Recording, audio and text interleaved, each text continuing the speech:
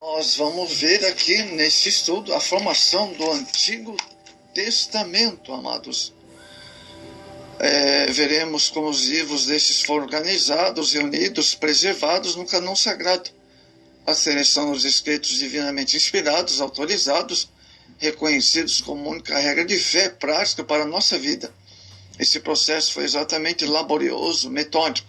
Deus, com sua poderosa mão, guiou os homens piedosos e sábios daquela época a este mistério divino, o cânon sagrado. A palavra cânon na Bíblia, a palavra cânon é da origem hebraica kené, cana, que significa vara de medir, Ezequiel 40, verso 4. Na literatura grega clássica, traz a ideia de regra, norma, padrão. Ela aparece no Novo Testamento com sentido de regra moral, Gálatas 6,16, e é traduzindo ainda por medida, segundo Coríntios 10,13. Os livros canônicos são os livros que compõem a Bíblia Sagrada. Nos 3 primeiros séculos do cristianismo, a palavra cânon refere-se ao conteúdo normativo, doutrinário, ético da fé cristã. A partir dos 4 séculos, amados, os pais da igreja ampliaram a palavra cânon, ou canônico, aos livros sagrados, para chancelar a autoridade destes como inspirados por Deus, como instrumentos normativos para a fé cristã. Cânon judaico, as escrituras sagradas dos judeus.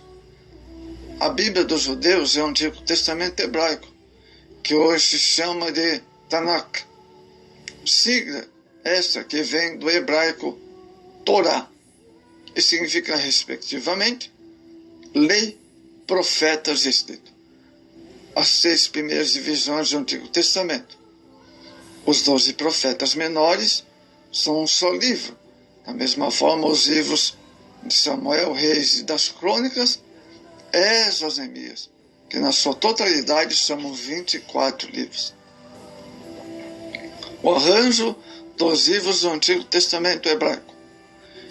Esses 24 livros são exatamente os mesmos 39 do nosso Antigo Testamento. Eles são dispostos e organizados de forma diferente no cânon judaico, que é mencionado em quase todas as lições, ensinadas, em diversas partes do mundo. Primeiro, Torá é o nosso Pentateuco, da mesma sequência como as nossas Bíblias: Gênesis, Êxodo, Levítico, Números e Deuteronômio. Os Neviim estão subdivididos em 2 partes: os profetas anteriores, Josué, Juízes, Samuel e Reis; profetas posteriores, Isaías, Jeremias, Ezequiel, mais os 9 profetas menores. Mais 12 profetas melhores, corrigindo aqui. Os Ketuvim hebraico compõem a terceira seção e são subdivididos em 3 partes, representadas pelos livros poéticos: Salmos, Provérbios, Jó e os Megilot, 5 rolos: Ruth, Cantares, Eclesiastes, Lamentações, Esther, e os livros históricos: Daniel, Esdras, Neemias e Crônicas. O cânon ratificado pelo Senhor Jesus. Ele fez menção do cânon sagrado quando declarou: são essas palavras que vos disse, estando ainda convosco. Lucas 24, 44. É uma referência à primeira parte do Antigo Testamento, que são os 5 livros de Moisés. Os profetas são uma referência à segunda parte das Escrituras, a terceira parte do cânon. Jesus denominou Salmos, porque esse livro lidera os Ketuvim escritos, ou agiógrafos, palavra grega que significa escritos sagrados, assim podemos afirmar que o Senhor Jesus referiu-se ao cânon judaico, com suas três principais divisões. O cânon judaico, mencionado por Joséfo. Flávio Joséfo mencionou este cânon sagrado com as mesmas três partes. Os outros livros são uma referência ao hagiógrafo. Joséfo fala de 22 livros, pois havia na sua época tentativa de associar estes 22 livros às 22 letras do alfabeto hebraico, unindo Ruth, Juízes, Lamentações e Jeremias. Ele não foi o único a considerar o cânon judaico como um conjunto de 22 livros. A formação do cânon do Antigo Testamento. Quando o cânon do Antigo Testamento se estabeleceu? Muito bem, vamos ver. A menção do cânon judaico foi feita pelo Senhor Jesus e pelo historiador judeu Flávio Joséfo. Prova definitivamente que ele já existia no século I, exatamente como temos na atualidade, quanto à apresentação do conteúdo. Além disso, existe também o testemunho de Filon, que foi contemporâneo de Jesus, embora vivesse em Alexandria, no Egito, que fez também menção deste cânon. A data exata da complementação do cânon do Antigo Testamento é desconhecida. Os antigos não tinham muita preocupação com datas. Por sua vez, os vândalos sempre pilhavam e destruíam o que podiam. Nas guerras, os vencedores costumavam incendiar tudo. Talvez um dia, a arqueologia ou um achado inesperado esclareça esse pormenor do livro do Senhor. O protocanon. Temos a evidência, amados, bíblicas da existência de um canon sagrado proveniente de Deus para a vida e conduta do povo. Pelo menos o Pentateuco já representava essa qualificação nos dias de Josias e na época de Esdras e Neemias. Parece que esses canones serviram de unidade básica para o cânon definitivo. O registro mais antigo do cânon judaico é tríplice, como conhecemos, retrocede ao século II a.C.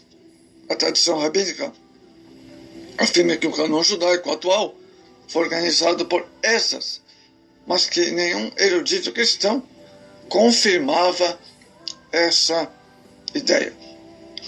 Sinodo de Jâmia ou Iaviné foi realizado por volta de 100 anos depois de Cristo, em Iaviné, Gaza, muito tempo depois do encerramento do cânon judaico.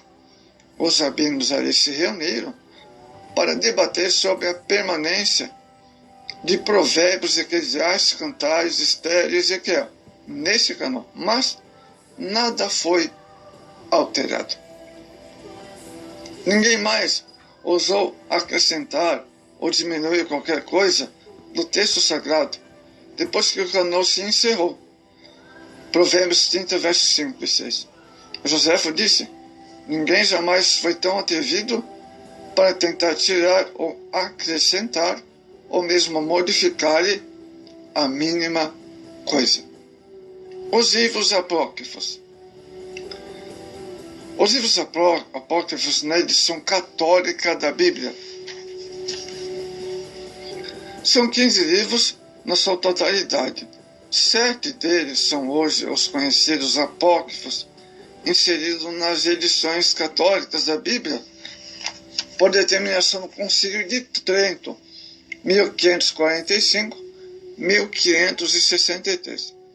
A palavra vem do apócrifos, que significa escondido, e era usada na literatura secreta ligada a mistérios na época. São eles os 2 livros: Macabeus, Tobias, Judite, Sabedoria de Salomão, Eclesiástico, Baruque. e os acréscimos do livro de Esther e de Daniel. Acréscimo. Jerônimo inseriu isso na Vulgata Latina como apêndice histórico e informativo, e não como inspirado por Deus. Jamais Apócrifos foi inspirado por Deus. O testemunho de Joséfo conta os apócrifos. Logo que Joséfo mencionou os livros do cânon judaico de seus dias, faz menção dos apócrifos quando afirma: escreveu-se também tudo o que passou desde Artaxerxes até os nossos dias, mas não como se não se deve, como antes, uma sequência profetas. Não se lhe dá outro mesmo acréscimo que outros livros e que acabo de falar. Ele mostrou a separação que havia entre os livros inspirados, e os aceita como sagrados, e os demais. O testemunho judeus contra os apócrifos era a crença dos judeus dos tempos interbíblicos que a revelação divina já se havia encerrado com Esdras. Tá vendo? Com Esdras. Testemunho interno com os apócrifos, os livros apócrifos apresentam erros doutrinários.